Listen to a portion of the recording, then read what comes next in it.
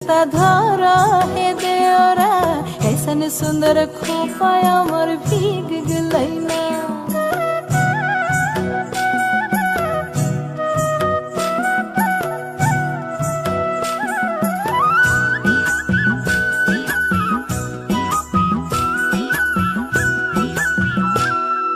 माछा मध्य देखली मागुर मछाना, माछा मध्य देखली मागुर मछाना, एरम बिना पानिए माछ जोड़ खेलना।